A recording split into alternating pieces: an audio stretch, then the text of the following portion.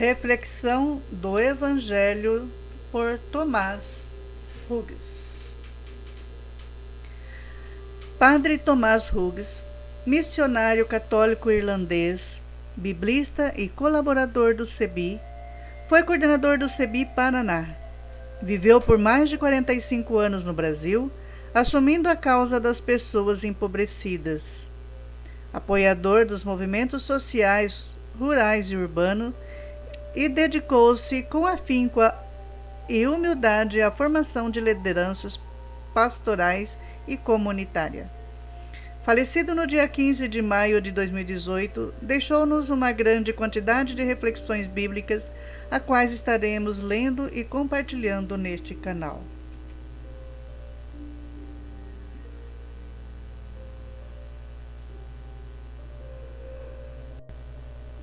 A reflexão será sobre Lucas 24, 13 a 35.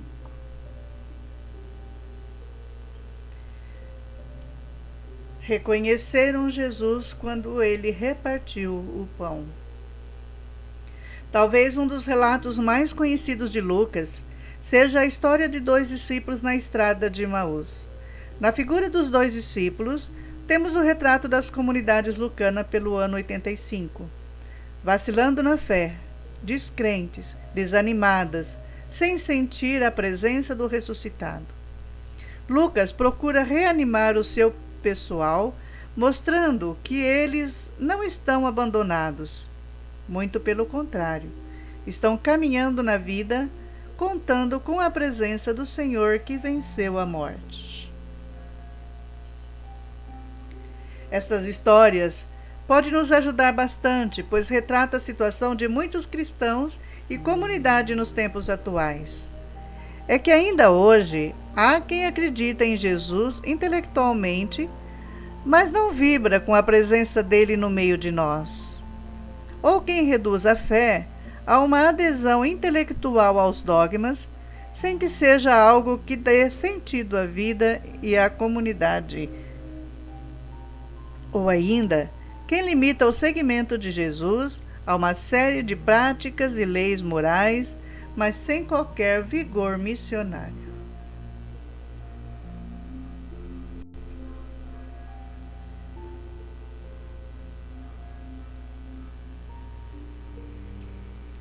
Naquele mesmo dia, o primeiro da semana, dois dos discípulos, chamado Emaús, a uns 10 quilômetros de Jerusalém, conversavam sobre todas as coisas que tinham acontecido. Enquanto conversavam e discutiam, o próprio Jesus se aproximou e começou a caminhar com eles. Os seus olhos, porém, estavam como vendados, incapazes de reconhecê-lo. Então Jesus perguntou: "O que andais conversando pelo caminho?" Eles pararam com o rosto triste e um deles, chamado Cleófas, lhe disse: "És tu o único peregrino em Jerusalém que não sabe o que lá aconteceu nesses dias?" Ele perguntou: "Que foi?" E eles responderam: "O que aconteceu com Jesus, o Nazareno, que foi um profeta poderoso em obras e palavras, diante de Deus e diante de todo o povo. O sumo sacerdote e as nossas autoridades o entregaram para ser condenados à morte e o crucificaram. Nós esperávamos que fosse ele quem libertaria Israel. Mas com tudo isso, já faz 3 dias que todas essas coisas aconteceram. É verdade que algumas mulheres do nosso grupo nos assustaram. Elas foram de madrugada ao túmulo e não encontraram o corpo dele. Então, voltaram dizendo que tinham visto anjos e que esses afirmaram que ele está vivo. Alguns nossos foram ao túmulo e encontraram as coisas como as mulheres tinham dito. A ele, porém, ninguém viu." Então ele lhes disse: "Como sois sem inteligências e lento para crer em tudo o que os profetas falaram? Não era necessário que Cristo sofresse tudo isso para entrar na sua glória? E começando por Moisés e passando por todos os profetas, explicou-lhes em todas as Escrituras as passagens que se referiram a ele. Quando chegaram perto do povoado para onde iam, ele fez de conta que ia adiante. Eles, porém, insistiram: Fica conosco, pois já é tarde e a noite vem chegando. Ele entrou para ficar com eles. Depois que se sentou à mesa com eles, tomou o pão, pronunciou a bênção, partiu e deu a eles. Nesse momento, seus olhos se abriram e eles o reconheceram. Ele, porém, desapareceu da vista deles. Então um disse para o outro: Não estava ardendo o nosso coração quando ele nos falava pelo caminho e nos explicava as Escrituras? Naquela mesma hora, levantaram-se e voltaram para Jerusalém, onde encontraram reunidos os 11 e os outros discípulos. E estes confirmaram: Realmente o Senhor ressuscitou e apareceu a Simão. Então os dois contaram o que tinha acontecido no caminho e como tinham reconhecido ao partir o pão.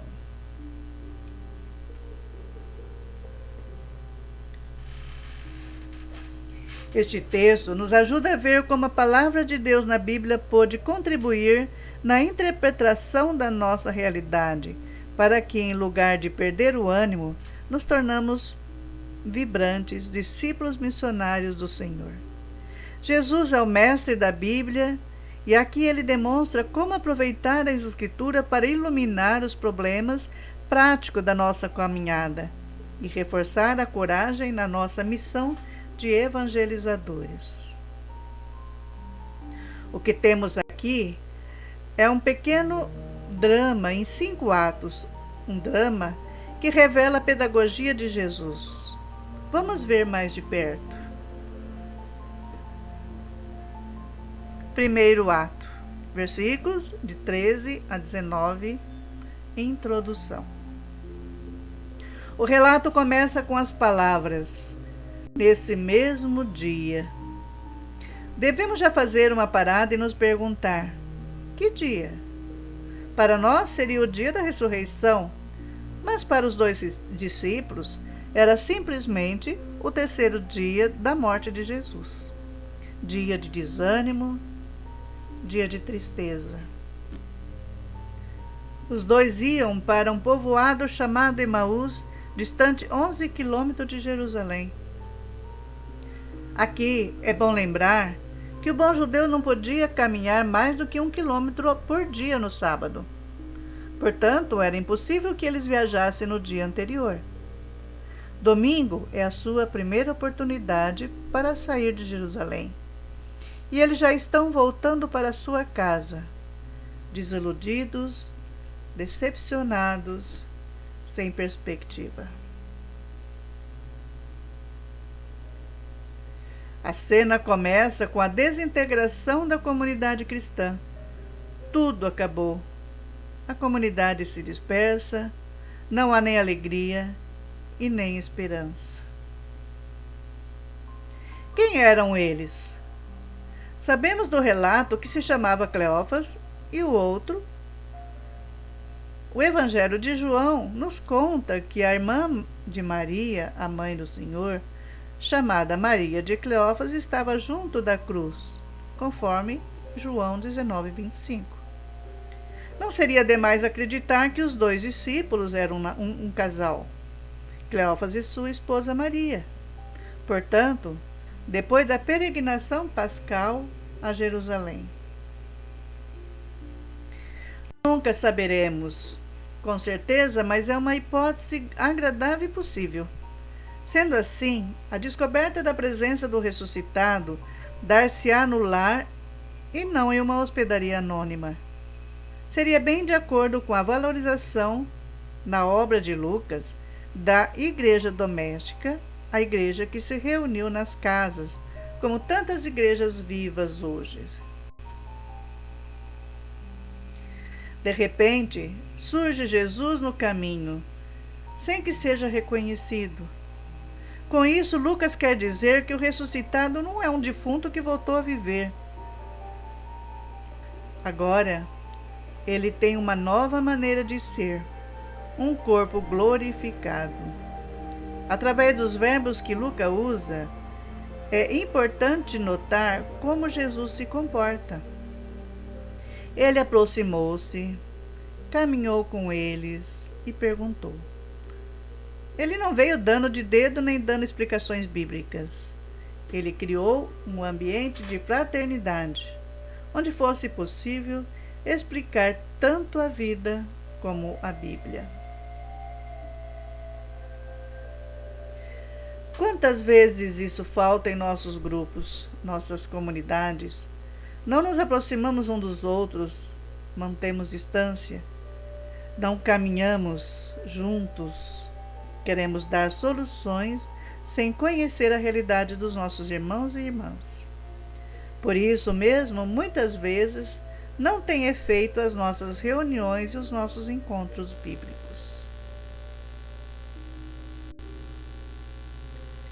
O ato termina com a pergunta dele: o que é que vocês andam discutindo pelo caminho? Ou seja, ele dá uma oportunidade para que eles exponham a sua realidade sem julgamento, sem moralismo. Ele parte da realidade dos dois, tal como eles a experimentavam, mesmo com uma análise equivocada. O segundo ato, versículo 19b a 24. Os discípulos falam. Diante da oportunidade de explicar a sua realidade, Cleófas não titubeia. Ele expõe com clareza sua situação. Diante da morte de Jesus, ele destaca uma coisa importante. Nós esperávamos que ele fosse o libertador de Israel. Eles esperavam, portanto não esperam mais nada. Aqui ressoam traços de decepção, desilusão, desânimo e até de uma certa revolta contra Jesus, pois todas as suas esperanças tinham sido desfeitas.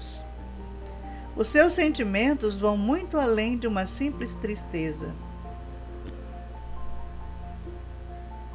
Hoje, algo semelhante marca muita gente sensata e muitas comunidades exclamam: esperávamos um governo em favor do povo e recebemos um golpe em favor da elite, do agronegócio, do lucro desenfreado. Esperávamos uma igreja povo de Deus e, em muitos lugares, instalou-se uma igreja clericalista, fechada em si, devocionista, alienada e alienante, apesar de tantas comunidades comprometidas. É tentadora, mas equivocada. A decisão de abandonar a luta, cultivando a resignação e a passividade, como foi a tentação dos dois discípulos. É importante notar também que Lucas explicita bem quem matou Jesus. Não foi o povo, mas foram pessoas e grupos de interesses bem definidos. Nossos sacerdotes, sumos sacerdotes, nossos chefes, o entregaram para ser condenado à morte e o crucificaram. Para não reduzir a morte de Jesus a uma fatalidade qualquer ou a algo desejado pelo Pai, é necessário examinar mais profundamente essa afirmação de Cleófas. Jesus foi morto, assassinado judicialmente pelos sumos sacerdotes de um lado e pelos chefes do outro. Os sumos sacerdotes eram um grupo de sacerdotes do partido aristocrático e conservador dos saduceus, que dominavam o comércio do templo, lucrando muito com a exploração do povo através da religião, e que viu a sua hegemonia ameaçada pela pregação e prática profética de Jesus. Naquele tempo, os sumos sacerdotes eram nomeados pelos procuradores romanos. Portanto, era um poder dependente do império, cujas ordens deviam cumprir. De um lado, Jesus também foi morto pelos chefes ou magistrados, ou seja, os membros do Sinédrio, o órgão do governo interno do povo judaico da Palestina, na maioria também pertencente ao partido elitista dos saduceus, não dos fariseus. Colaboradores com o poder romano, lucrando bastante com isso. Então Jesus foi morto não por acaso, mas para defender os privilégios da elite judaica e do Império Romano. A cruz era a consequência lógica da vida de Jesus, da sua mensagem e atuação, que ameaçavam os privilégios dos poderosos. Não é por acaso os que foram soldados romanos que executaram Jesus na cruz, pena máxima imposta pelo império e escravos e pessoas que não se sujeitavam ao poder imperial. Outro elemento importante é o fato de que os dois sabiam do túmulo vazio, segundo o testemunho das mulheres. Mas isso não dizia nada para eles. Aqui se destaca que a nossa fé não se baseia num túmulo vazio. É a nossa fé na ressurreição que explicita porque o túmulo estava vazio, e não o túmulo que dá a consistência à fé.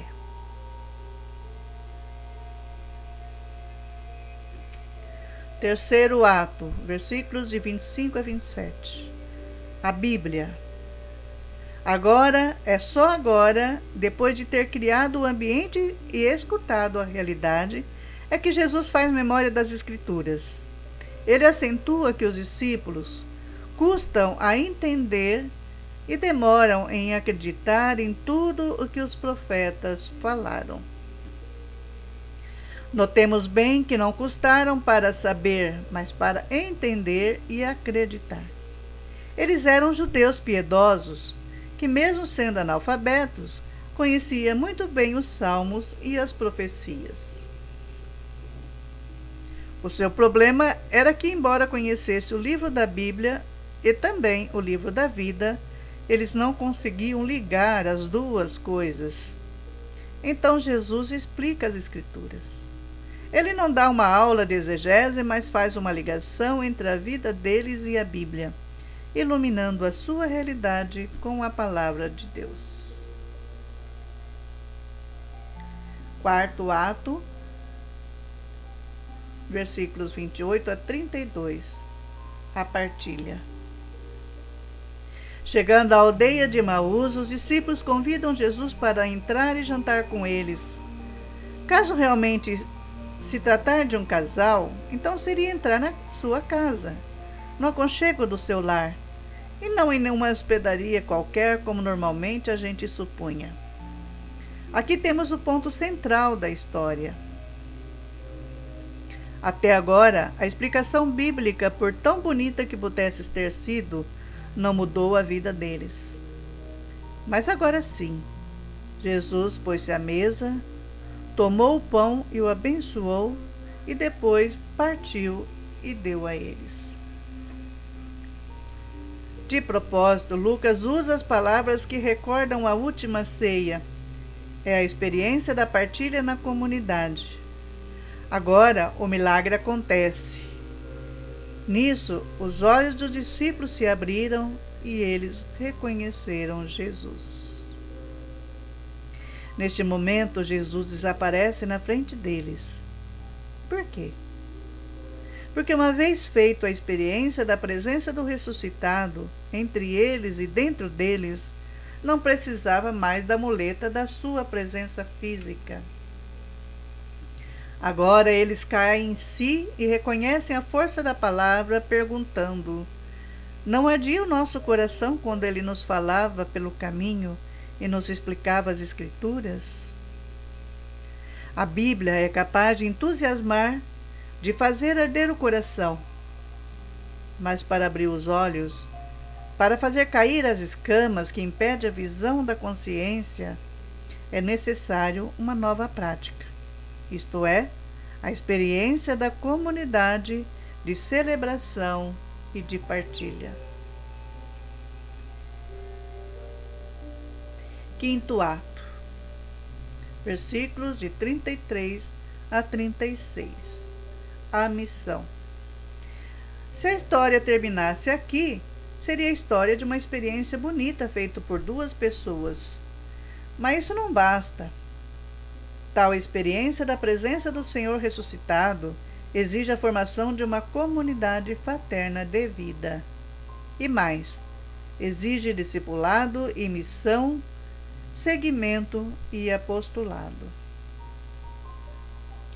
Os mesmos dois que na manhã clara fugiam de Jerusalém, o lugar da morte, da perseguição e do fracasso, agora na noite escura, põem-se a caminho de volta.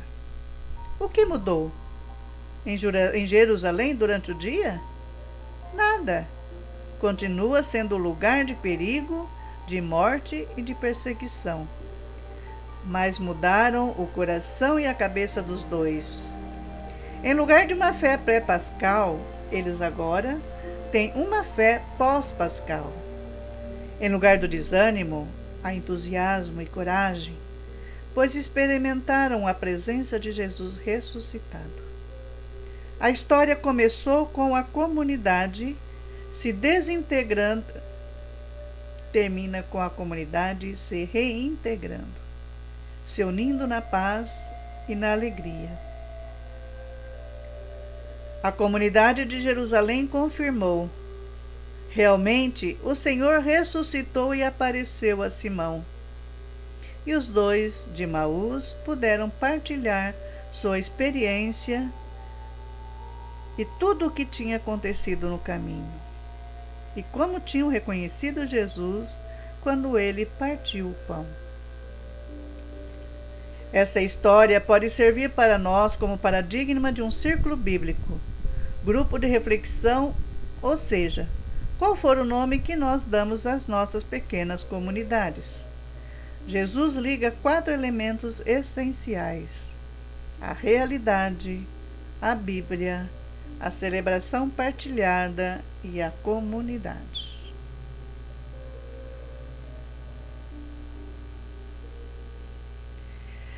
É na união entre esses elementos que se revela a presença do ressuscitado e a vontade de Deus.